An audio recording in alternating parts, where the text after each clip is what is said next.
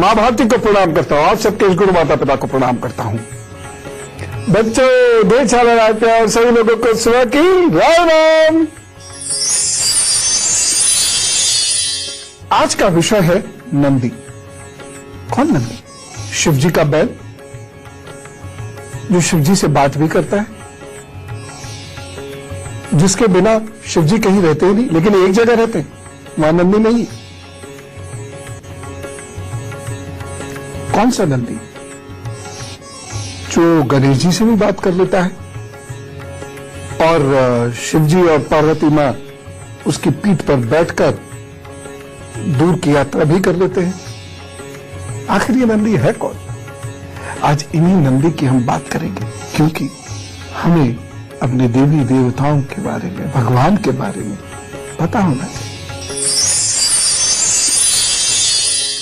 और शुरुआत में मेष विषय मिथुन राशि का हाल। नंदी की बात शुरू करते हैं। दरअसल हमारे पुराणों में बहुत सारे पात्र ऐसे हैं जो किस प्रजाति के हैं ये पता ही नहीं चलता। उनको बैल कहा गया है, उनको अन्य पशुओं के नाम दिए गए हैं, परंतु वो फिर भी बोलते हैं। उनको भाषा का ज्ञान है, भाषा का अभ्यास है, वे विद्वान हैं, वे सलाह देते हैं, वे यज्ञ करते हैं। उनके माता पिता पुरुष और स्त्री हैं, लेकिन वह पशु है और पशु रूप में सदा भगवान के समक्ष उपस्थित है। ये सब क्या है? इसको जानना कितना आवश्यक है। और नंदी, जिन्हें हम बैल कहते हैं, जब उनकी बात आए तब तो ये जानना बेहद आवश्यक होता है। ओम नमः शिवाय। ओम नमः शिवाय। केदारनाथ में बर्फ की मोटी चादर होती है, लेकिन केदारनाथ के नंदी हमेशा की तरह यहाँ विराजमान होते हैं। शिव के साथ नंदी क्यों होते हैं?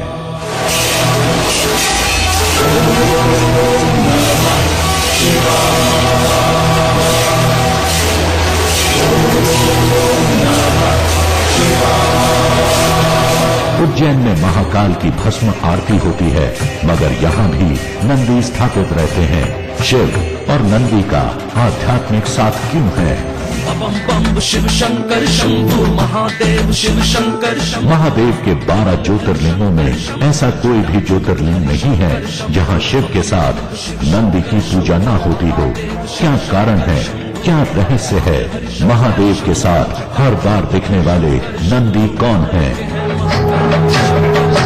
शिव की बारात में नाचते नंदी का यह दृश्य कितना अद्भुत होगा।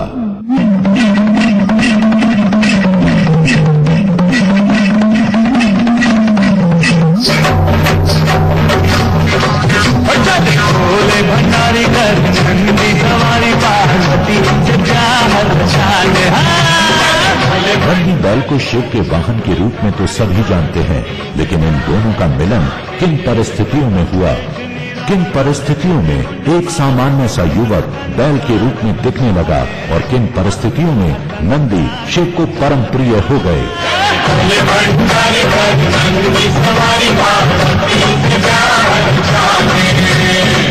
इस बात पर कम ही लोगों का ध्यान जाता है।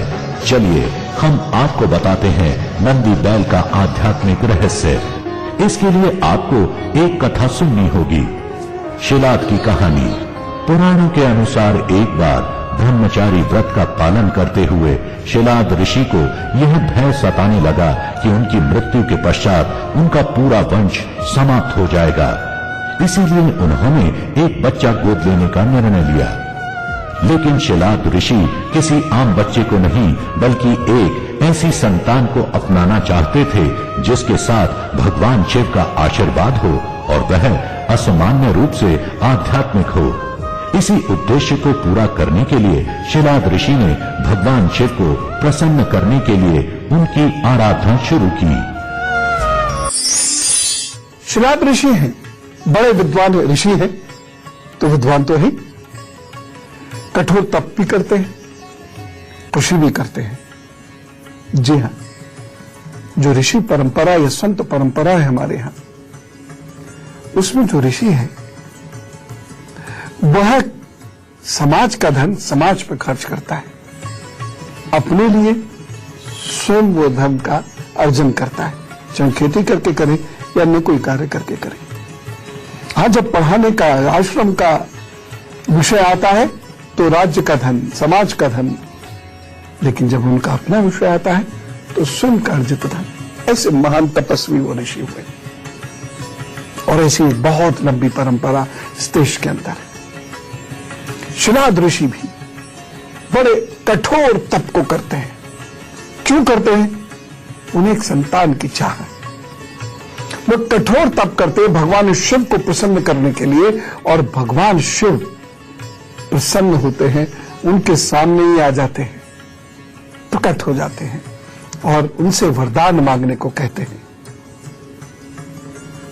शिनाद ऋषि ने उनसे कहा कि पुत्र की कामना रखते हैं वो, तो भगवान शिव ने उनसे कहा वरदान देते हुए कि जल्द ही उन्हें एक पुत्र की प्राप्ति होगी, और ये कहकर शिव जी अंतर्ध्यान हो जाते हैं। शिनाद ऋषि खुशी खुशी घर लौटे और यह विचार करने लगे कि उन्हें एक अच्छी संतान मिलने वाली है। अगले ही दिन खेती करने के लिए वह खेत पर पहुंचे, जहां उन्हें एक खूबसूरत नवजात शिशु मिला। वह शिशु बेहद आकर्षक तो था ही, उसके चेहरे पर एक अजीब सा तेज भी था। इतने में ही उन्हें एक आवाज सुनाई दी, यही तुम्हारी संतान है, इसका अच्छी तरह पालन पोषण करना। शिनाद ऋषि उस बच्चे को लेकर अपने आश्रम लौट आए और उसे बेहद प्रेम और स्नेह के साथ पालने लगे। इस बच्चे का नाम उन्होंने नंदी रखा, जो बचपन से ही आध्यात्मिक और अपने पिता का आदर करने वाला था। शिनाद अपनी इसी संतान से बेहद प्रसन्न थे। शिनाद ने नंदी को वेदों के साथ साथ नैतिक शिक्षा का भी अच्छा ज्ञान दिया। कुछ सालों बाद शिनाद ऋषि के आश्रम में 2 संत पधारे, मित्र और वरुण। शिनाद ने अच्छी तरह से उनकी आव भगत की और उन्हें पेट भरकर भोजन करवाया। नंदी ने भी अपने पिता के कहने पर उन संतों का खूब ध्यान रखा और किसी भी प्रकार की शिकायत का अवसर नहीं दिया। जाते समय मित्र और वरुण ऋषि बहुत प्रसन्न थे। वे अपने साथ हुए व्यवहार से काफी संतुष्ट थे। ऋषियों के प्रस्थान करने से पहले शिनाद और नंदी ने उनका आशीर्वाद लिया। जब शिनाद ऋषि ने उन साधुओं को प्रणाम किया, तब उन दोनों ने उन्हें लंबे और खुशहाल जीवन का आशीर्वाद दिया। लेकिन जब नंदी ने साधुओं के चरण स्पर्श किए तो दोनों ही साधु परेशान हो गए।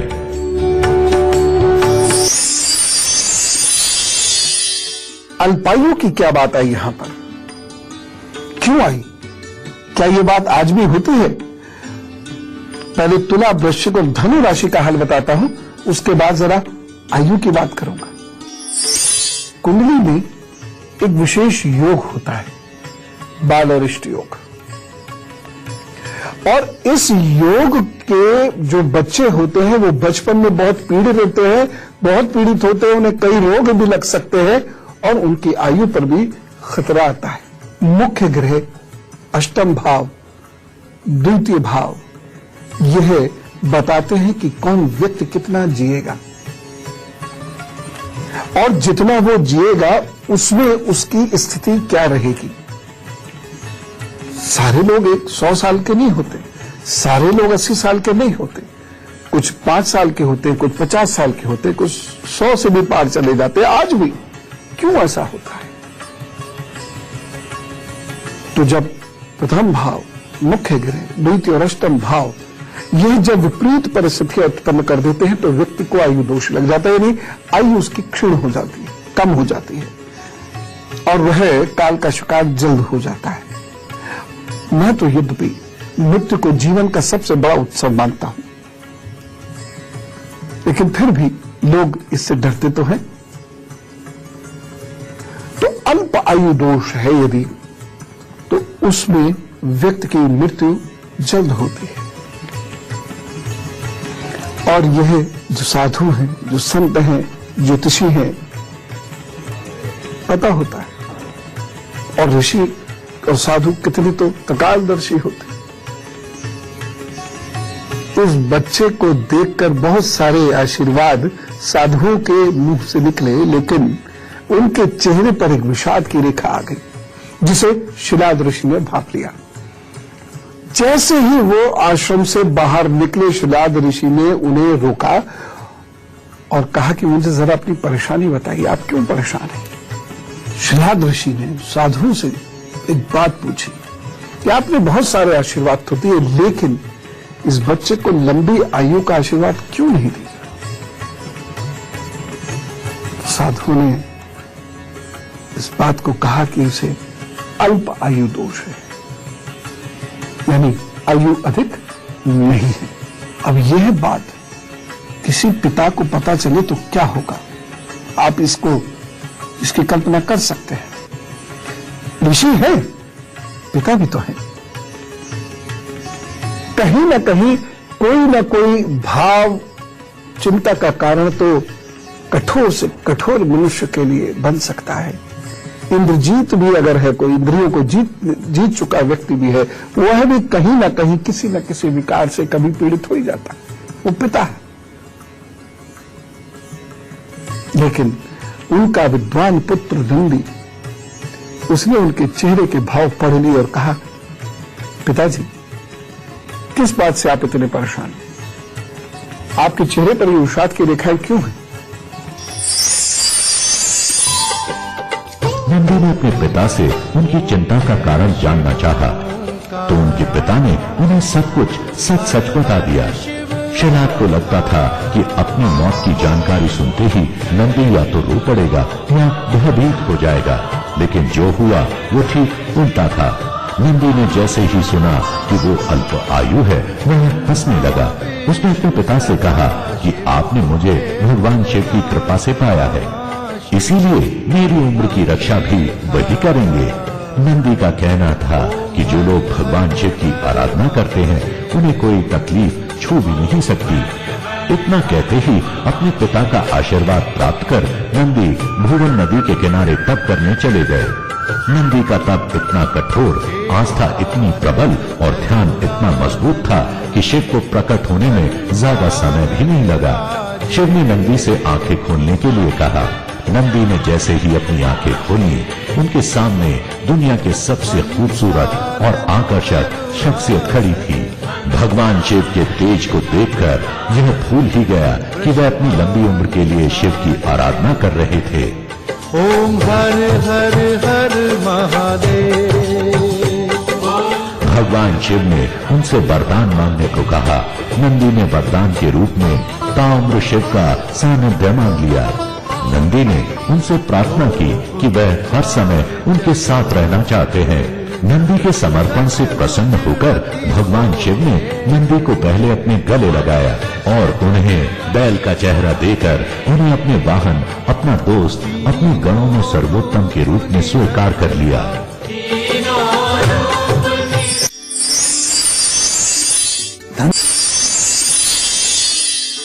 अब मैं नंदी की चतुराई के बारे में वह बात बताऊंगा जो नियति से सीधे जुड़े हुए हैं और मेरे आपके जैसे लोगों के भी काम की है। बस मकर, कुंभ और मीन राशि का हाल बता देता हूं। ये जो कथाएं हैं, ये जीवन की बहुत बड़ी प्रेरणा है और इन्हीं से प्रेरणा लेकर, इन्हीं से अनुभव उत्पन्न कर मैं आपसे कहता हूं कि आप यदि प्रभु को समर्पित हो जाते हैं तो अपनी नीति में परिवर्तन कर सकते हैं। मैं ऐसे ही नहीं कहता हूं, और मैंने ऐसे हजारों केसेस अपने इस 32-33 साल के आध्यात्मिक आयु में देखे भी। आप में से हो सकता है कुछ लोगों में धैर्य नहीं होता, कुछ में विश्वास नहीं होता, इसलिए वो चमत्कार चाहते हैं, या कुछ लोग इतने ज्यादा प्रताड़ित ऑलरेडी हो चुके होते कि उनका धैर्य चुक जाता है, वो एकदम चमत्कार चाहते हैं। लेकिन मैं आपको बता रहा हूं कि व्यक्ति के मन में करुणा है, वह परमार्थ के लिए जीवित है और प्रभु को समर्पित होकर फिर कुशलतापूर्वक कार्य करता है तो अपनी नीति में परिवर्तन कर लेता है, जैसे श्री नंदी ने किया।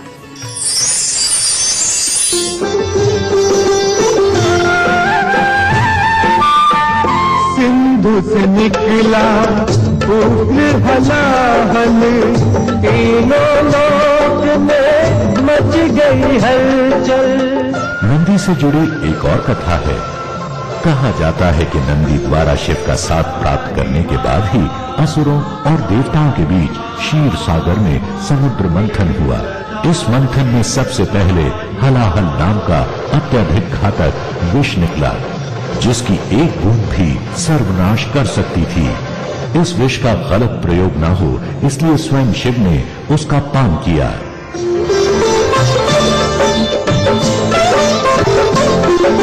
जग कल्याण हेतु शिव की जय हलाहल सारा।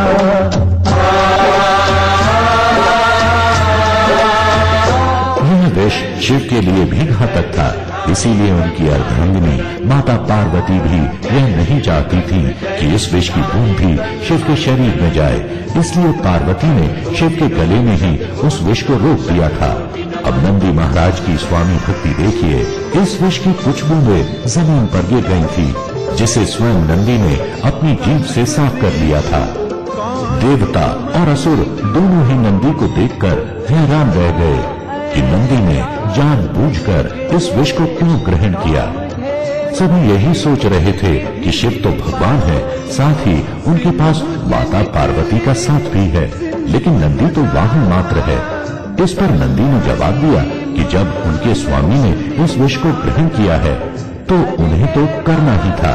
नंदी का यह समर्पण देखकर शिव भी प्रसन्न हुए और कहा कि नंदी मेरे सबसे बड़े भक्त हैं, इसीलिए मेरी सभी ताकतें नंदी की भी हैं। अगर पार्वती की सुरक्षा मेरे साथ है तो वह नंदी के साथ भी है। इस घटना के बाद शिव और नंदी का साथ अत्यधिक मजबूत हो गया।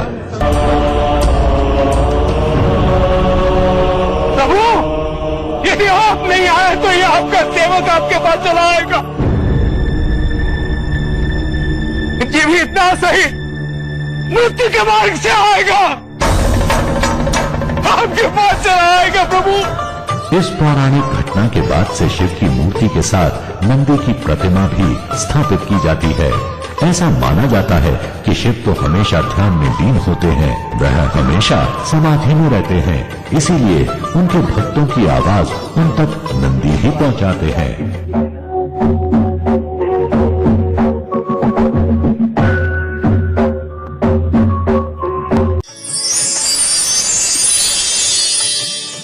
भगवान का जो भक्त होता है वो भी बहुत महत्वपूर्ण हो जाता है। कैसे, ये अभी बता रहा हूं, लेकिन कुछ लोगों का आज जन्मदिन है तो जरा उन्हें आज जन्मदिन की बधाइयां दे देते हैं। चलिए जोरदार तरीके से कहते हैं, wish you very happy birthday. आपके आगे आने वाले दिन बहुत बढ़िया है। ये 12 महीने कुछ नया लेकर आ रहे हैं, जीवन में नया अध्याय जुड़ेगा।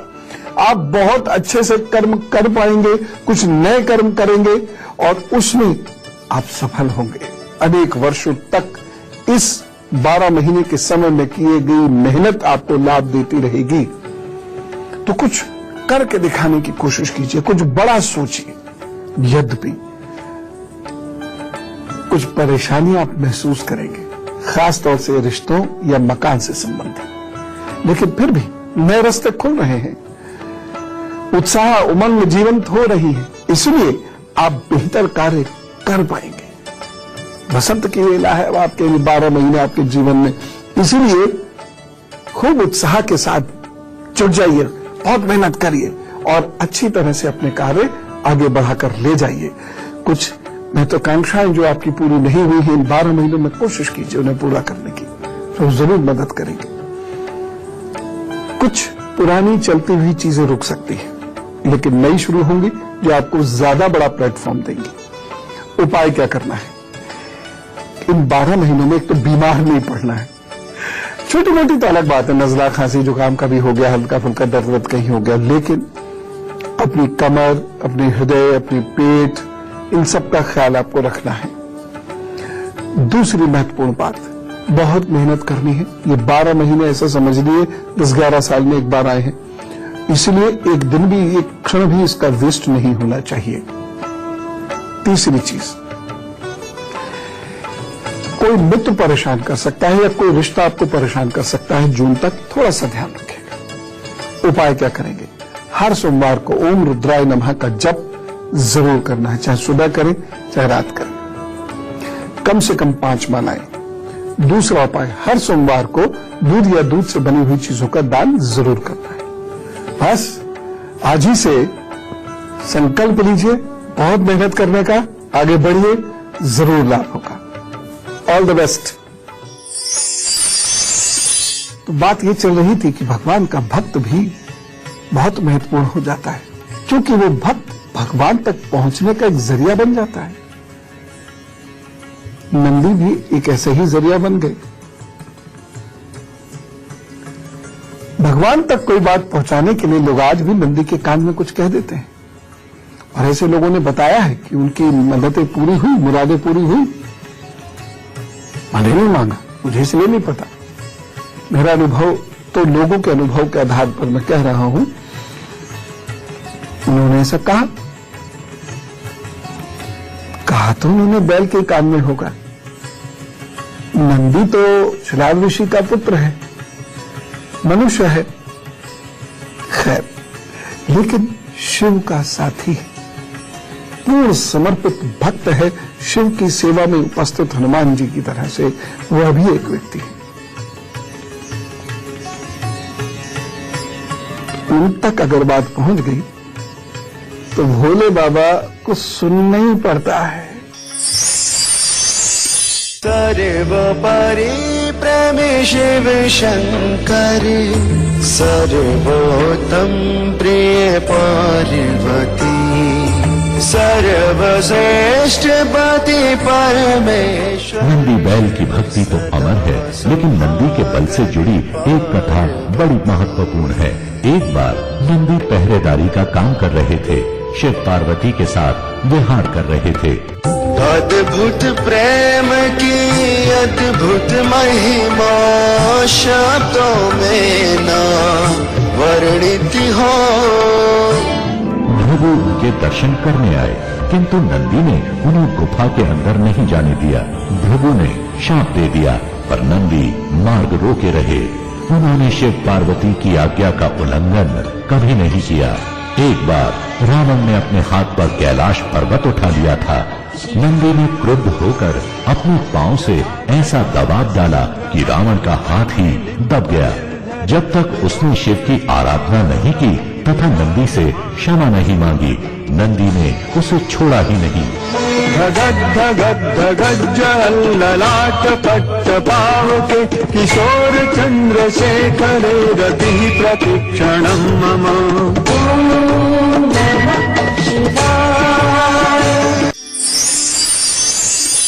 नंदी जी हनुमान जी की तरह से ही हमें बहुत सारी प्रेरणा देते हैं। वो बलिष्ठ हैं, वह कर्तव्यनिष्ठ हैं, उनकी अपने इष्ट के प्रति बहुत गहरी निष्ठा है। वह केवल आस्थावादी ही नहीं है, उनमें श्रद्धा और विश्वास भी है। इसीलिए वह स्वयं की आत्मा को अपने परमात्मा की आत्मा के साथ एकाकार कर सकते हैं। तो यदि कोई व्यक्ति कर्तव्यनिष्ठ है, कर्मनिष्ठ है, प्रभुनिष्ठ है, उसका कल्याण क्यों नहीं होगा? और ये उनको सिखाते हैं। उनके जीवन से ये बहुत बड़ी प्रेरणा हमको मिलती है कि यदि मनुष्य अपना अहंकार छोड़ दे, निष्ठा को अपना ले, कर्म को अपना ले, तो वो पा सकता है जो अनेकों वर्ष तक तपस्या करने वाले लोग नहीं पा पाते। यानी प्रभु से सीधा संवाद, प्रभु का पूर्ण सानिध्य। ये इतनी बड़ी प्रेरणा हमें श्री नंदी के व्यक्तित्व से मिलती है। नंदी का एक रूप सबको आनंदित करने वाला है। सबको आनंदित करने के कारण ही भगवान शिव के इस अवतार का नाम नंदी पड़ा। शास्त्रों में इसका उल्लेख इस प्रकार है, त्वया अहम नंदितो यस्मान दीनान सुरेश्वर, तस्मात् त्वात् देवम आनंदम नमामि जगदीश्वरम। अर्थात नंदी के दिव्य स्वरूप को देख शिलाद मुनि ने कहा, तुमने प्रकट होकर मुझे आनंदित किया है, अतः मैं आनंदमय जगदीश्वर को प्रणाम करता हूँ। नंदी के दर्शन करने के बाद उनके सींगों को स्पर्श कर माथे से लगाने का विधान है। माना जाता है इससे मनुष्य को सद्बुद्धि आती है, विवेक जागृत होता है। नंदी के सींग दो और बातों का प्रतीक है। वे जीवन में ज्ञान और उसके विवेक को अपनाने का संदेश देते हैं। नंदी के गले में एक सुनहरी घंटी होती है। जब उसकी आवाज आती है तो यह मन को मधुर लगती है। घंटी की धुन का मतलब है कि नंदी की तरह ही अगर मनुष्य भी अपने भगवान की धुन में रमा रहे तो जीवन यात्रा बहुत आसान हो जाती है। नंदी पवित्रता, विवेक, बुद्धि और ज्ञान के प्रतीक हैं। उनका हर क्षण शिव को ही समर्पित है और मनुष्य को यही शिक्षा देते हैं कि वह भी अपना हर क्षण परमात्मा को अर्पित करता चले तो उसका ध्यान भगवान रखेंगे। तो अब भी किसी महादेव के मंदिर में जाएं तो नंदी का दर्शन करना ना भूलें।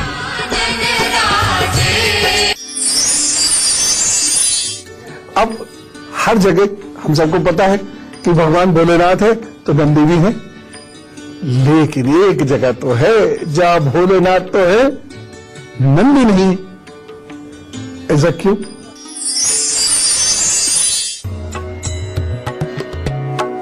नासिक शहर के प्रसिद्ध पंचवटी स्थल में गोदावरी तट के पास एक ऐसा शिव मंदिर है जिसमें नंदी नहीं है। अपनी तरह का यह एक अकेला शिव मंदिर है।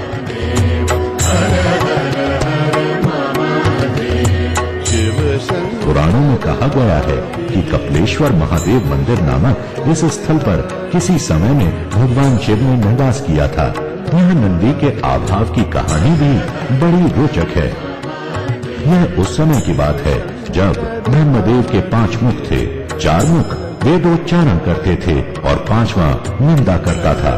इस निंदा से संतप्त शिव ने इस मुख को काट डाला। इस घटना के कारण शिव को ब्राह्मण हत्या का पाप लग गया। उस पाप से मुक्ति पाने के लिए शिव जी ब्रह्मांड में हर जगह घूमे, लेकिन उन्हें मुक्ति का उपाय नहीं मिला। एक दिन जब वे सोमेश्वर में बैठे थे तब एक बछड़े द्वारा उन्हें उस पाप से मुक्ति का उपाय बताया गया। कथा में बताया गया कि यह बछड़ा नंदी था।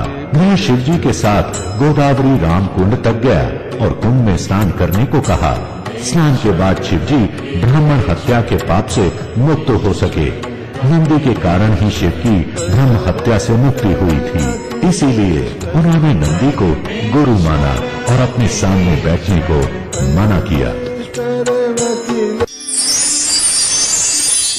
तो ऐसे ही नंदी। एक निवेदन कि जब भी आप पुराण पढ़ें, मैं वेद या उपनिषद के संबंध में तो ये नहीं कहूंगा, लेकिन जब भी आप पुराण करें बहुत सतर्कता से पढ़ें और जब भी आप पुराण पढ़ें तो उसकी कथाओं के मर्म में जानें, क्योंकि वह कुछ पात्रों को लोगों के हृदय में उतारने के लिए बातें कही गई हैं। वह कल्पना की धरातल से उपस्थित होते हैं। इसीलिए आप उसको बहुत ध्यान से पढ़िए, उसका तत्व और उसका मर्म समझने की कोशिश करिए। कोई युग ऐसा नहीं था जहां बैल बातें करते हों। हमने अनेक विद्वान लोगों के साथ अनजाने में यह न्याय कर दिया। जैसे ऋषि है नंदी, ऋषि के पुत्र है नंदी, उन्हें बैल बना दिया। वहीं वानर को बंदर कह दिया। वन में रहने वाले नरों को बंदर बना दिया। अगर हर बैल में नंदी है तो अब की बार किसी बैल के सामने खड़े हो जाना, प्रणाम करना उसके पैर छू के। हर बंदर में यदि हनुमान जी हैं तो अब की बार जब बंदर घर में घुस के आपके कपड़े फाड़ दे, ढांढना मत। ये सब नर हैं, मनुष्य जाति के हैं। हाँ, यह अलग बात है, ये सब पिंडज होते हुए भी विकास के अलग अलग अवस्थाओं में हैं। लेकिन ये महान ऋषि हैं, ये महान लोग हैं जिन्हें देवता की उपाधि प्राप्त है। तो ऐसे सभी विद्वानों को, देवताओं को हृदय से प्रणाम करते हैं। मैं आपके सुख की कामना करता हूं, आपके एक अच्छे दिन की कामना करता हूं, विदा लेता हूं और कहता हूं